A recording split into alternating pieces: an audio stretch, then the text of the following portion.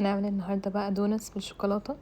بجد يا جماعة هي هشة وطرية خطيرة، وهنعمل كذا فيلينج وكذا توبينج كفكرة يعني، بس طبعا تقدروا تحطوا اللي انتوا عايزين.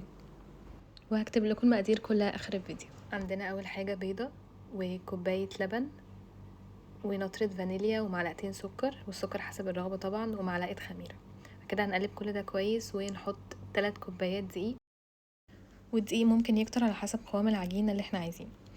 نحط ربع معلقة صغيرة بيكنج باودر ومعلقتين ونص كبار كاكاو، ونقلب ده كل ده بايدينا كده كويس لحد ما العجينة تتلم، ونحط معلقة زبدة كبيرة ونقلب ده كله. وممكن يا جماعة نحس ان العجينة ملزقة، مش مشكلة، ما نزودش دقيق علشان ما تنشفش. عايزين نوصل بس ان هي بتتلم معانا، حتى لو بتلزق بعد ما هتتخمر هتكون احسن. هنجيب بقى بولة نظيفة ونحط فيها نص معلقة زيت، ونغطي العجينة كلها بيها ونسيبها تخمر تقريبا ساعة.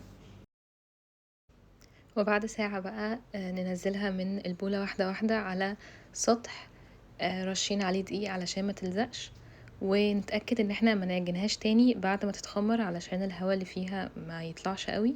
ولو حسينا ان العجينة بتلزق في النشابة ممكن نرش عليها شوية دقيق، ونفضل نفردها لحد ما تكون سمكها متوسط، يعني تقريبا سنتي، هو ده السمك اللي عايزين نوصل. ونبدأ بقى نقطعها طبعا بالشكل اللي احنا عايزينه لحد ما نوصل لتقريبا الحجم ده والسمك ده. طبعا العجينة المتبقية هنعمل بيها تاني، حبيت ان هي تكون شبه الدوناتس كده، فجبت اي حاجة صغيرة وعملت بيها الهول دي، ونسيبها ترتاح نص ساعة كمان، وندخلها الفرن على درجة حرارة 180 لمدة 12 دقيقة. ما نسيبهاش اكتر من كده علشان ما تنشفش. وبس كده هيكون عندنا بجد أطرى وصفة دونتس ممكن تعملوها. بجد يا جماعة هي نجحت معايا من أول مرة. ممكن بقى تحطوا طبعا الفيلينجز اللي انتوا عايزينها، سواء شوكليت أو كراميل أو بيستاشيو أو لوتس اللي انتوا عايزينه، وحتى عامة ممكن تسيبوها من غير فيلينج خالص.